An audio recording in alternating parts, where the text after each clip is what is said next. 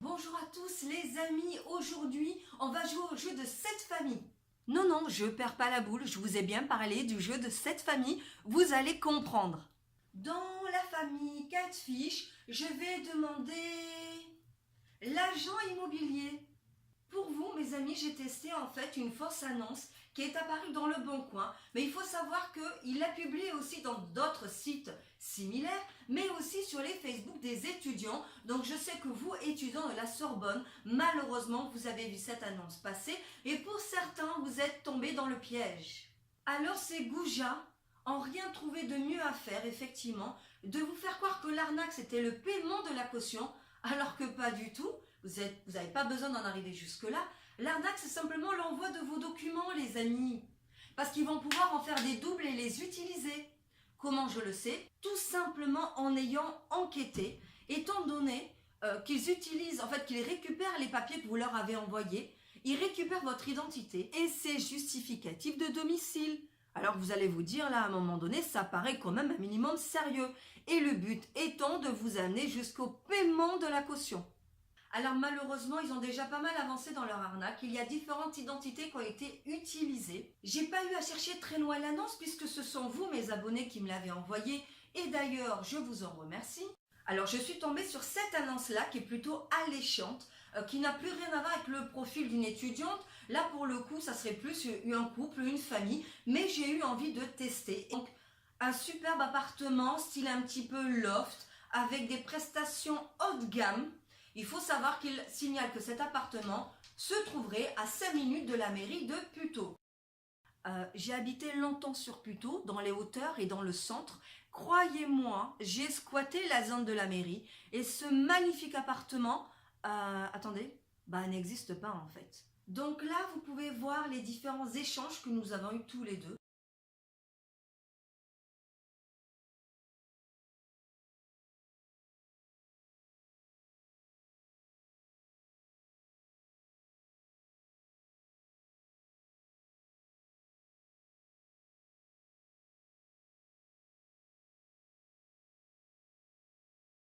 J'ai présenté un profil qui normalement ne retiendrait pas l'attention d'un propriétaire. Voilà, j'ai posé 2-3 questions concernant l'appartement et voici sa réponse.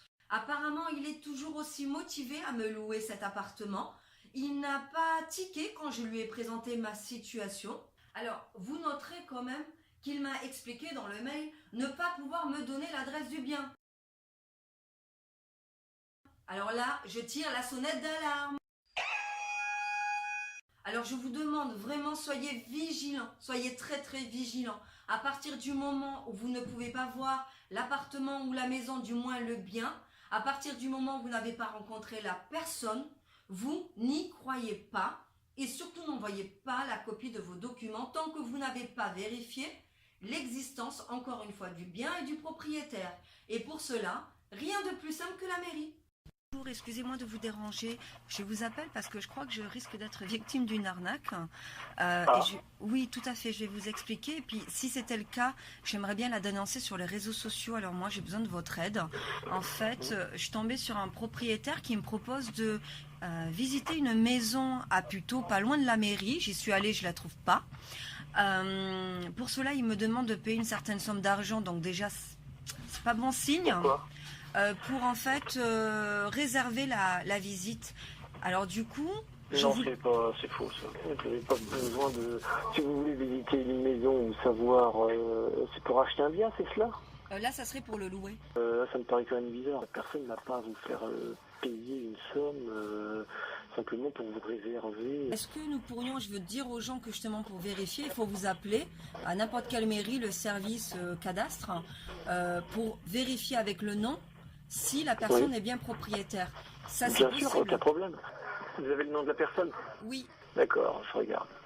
Tiens, c'est bizarre, je l'avais pas. Voilà les amis. Alors faites tourner absolument cette vidéo, n'hésitez pas aussi à vous abonner, ce serait adorable. Mais le plus important, c'est de prévenir vos proches un maximum pour leur éviter de tomber dans ce genre d'arnaque.